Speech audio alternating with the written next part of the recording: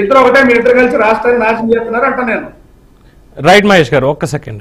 బాలకోటే గారు, సో ఇద్దరు చెప్పింది విన్నారు మీరు, ఇద్దరు చెప్పింది విన్నారు. అలాగే ముఖ్యమంత్రి గారు ఏమన్నారు అన్నటువంటి ఒక స్టేట్మెంట్, అంటే ఈ లెక్కలని చెప్పిన తర్వాత ఆయన అల్టిమేట్గా ఒక మాట చెప్పారు. ఏంటంటే, నా దగ్గర డబ్బులు లేవు, నా దగ్గర నూతనమైనటువంటి ఆలోచనలు ఉన్నాయి. గత ప్రభుత్వ హయాంలో ప్రైవేటు పెట్టుబడులు ఏవి రాలేదు, పరిశ్రమలు పక్క రాష్ట్రాలకు వెళ్ళిపోయాయి, నిర్వాహకం వల్ల అధికారులు జైలుకి వెళ్లారు, ప్రభుత్వం ఆస్తులు తాకట్టు పెట్టి అప్పులు తెచ్చింది, ఆకాంక్షలు ప్రజలు నెరవేర్చడానికి మేము నిరంతరం శ్రమిస్తున్నాం. మేము అధికారంలోకి వచ్చేసరికి రాష్ట్రం వెంటిలేటర్ మీద ఉంది, ప్రజలు ఇచ్చిన గెలుపు వల్ల ఢిల్లీలో మన పరపతి పెరిగింది, నా దగ్గర డబ్బులు లేవు, నూతన ఆలోచనలు ఉన్నాయి, ఈ ఆలోచనలతోటి సంపద సృష్టిద్దాం, పేదలకి పంచుదాం.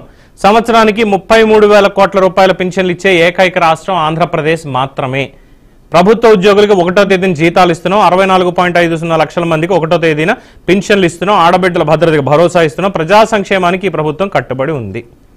కానీ ఖజానా చూస్తే ఆయన చెప్పేది అన్నిటికీ మేము కట్టుబడి ఉన్నాం, కానీ మా దగ్గర డబ్బులు లేవు, ఆలోచనలు ఉన్నాయి, ఆలోచనలతో సంపద సృష్టించాలి అని. విపక్షం దగ్గరకు వచ్చేసరికి ఒక్క నిమిషం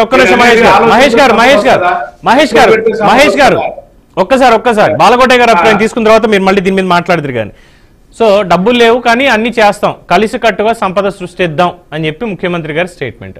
మరి మీరేమంటారు? బాలకృష్ణమూర్తి గారు నమస్తే.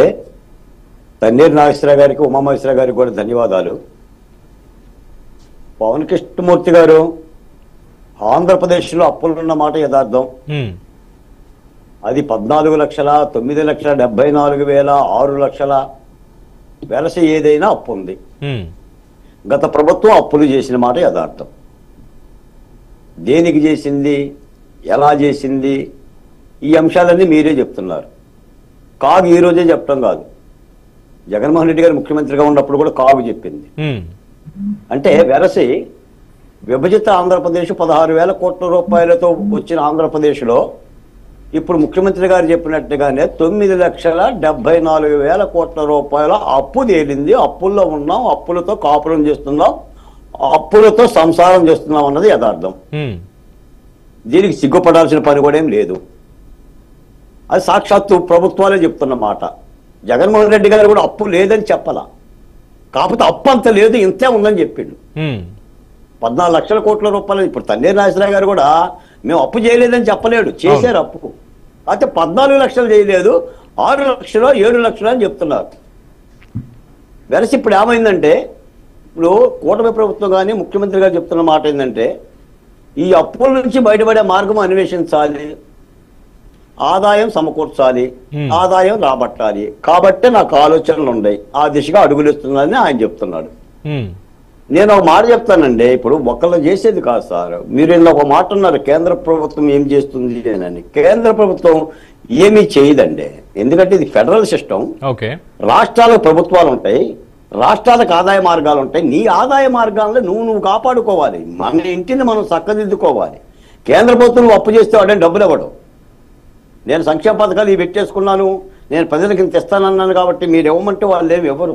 కేంద్ర ప్రభుత్వం చాలా చాలా కఠినంగా ఉంటుందో వాళ్ళ నిబంధనలు ఇవ్వాల్సినవే లేదు. ఇప్పుడు జిఎస్టీనే మనకు చాలా లేటుగా ఇస్తూ ఉంటుంటారు. అవును, జిఎస్టీ పెట్టింది ఎందుకు? ఇంతకుముందు రాష్ట్రం చేతిలో ఉన్న పన్నులు మొత్తం కూడా కేంద్రం ఎందుకు తీసుకుంటుంది?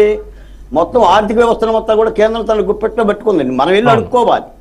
కాబట్టి ఇప్పుడు పోలవరం పూర్తి చేయాలన్నా, లేదా అమరావతిని పూర్తి చేయాలన్నా, లేదా అమరావతిలో కొంత అభివృద్ధి కార్యక్రమాలు చేయాలన్నా, లేదా ఇంకా మరి ఏది చేయాలన్నా కూడా కేంద్రం అండ కావాల్సి వచ్చే కూటమి ప్రభుత్వం, ముఖ్యంగా చంద్రబాబు నాయుడు గారు భారతీయ జనతా పార్టీతో వెళ్ళిపోయారు. ఆ పొత్తు ధర్మం కూడా అదే. ఇప్పుడు మనం ఎన్నైనా చెప్పొచ్చు పవన్ కృష్ణ గారు, ఇప్పుడు ఇదే లెక్కలో జగన్మోహన్ రెడ్డి గారు అసెంబ్లీకి వెళ్ళి చెప్పొచ్చు కదా, ఇప్పుడు మేము అప్పు చేయలేదాయా, మీరు అబద్ధం చెప్తున్నారు ఏంటి, మీరు 14 లక్షల రూపాయలు అంటున్నారు, 14 లక్షల రూపాయలు కాదు అని అసెంబ్లీ ఒక వేదిక రాష్ట్ర ప్రజలకే. మరి ఆయన అక్కడికి వెళ్ళి చెప్పాలి, ఎక్కడో పాత్రికేయ మీటింగ్ పెట్టి చెప్తే ఏముంది? ప్రజాస్వామ్యంలో ఎక్కడ చెప్పాలి? చట్టసభల్లోనే చెప్పాలి. మరి మీరు బయట చెప్తున్నారు. ఇప్పుడు బయట మీరు చెప్పే జగన్మోహన్ రెడ్డి గారి 6 లక్షల కోట్ల రూపాయల అప్పుని ఎలా నమ్మమంటారు చెప్పండి నన్ను? వాళ్ళు 14 లక్షలు అంటున్నారు, వీళ్ళు 6 లక్షలు అంటున్నారు. ఇప్పుడు నీళ్ళంటూ నాలంటూ తెలియదు కదా, ఏదైనా ప్రభుత్వ లెక్కలే చెప్పాలి కదా.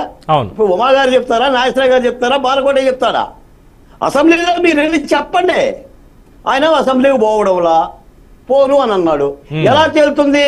వెరస ఏమైందంటే ఆంధ్రప్రదేశ్ లో అప్పులతో పాలన జరుగుతుందనేది ఒకరు చెప్పనక్కర్లా, మనకు తెలుసు కదా. అవును. ఇప్పుడు గత 5 ఏళ్ళు కూడా ఎంఆర్ఓ ఆఫీసులు తాకట్టు పెట్టారు, కలెక్టర్ కార్యాలయాలు తాకట్టు పెట్టారు, సచివాలయాన్ని తాకట్టు పెట్టారు, మద్యం మీద అప్పు తెచ్చారు, విద్యుత్ మీద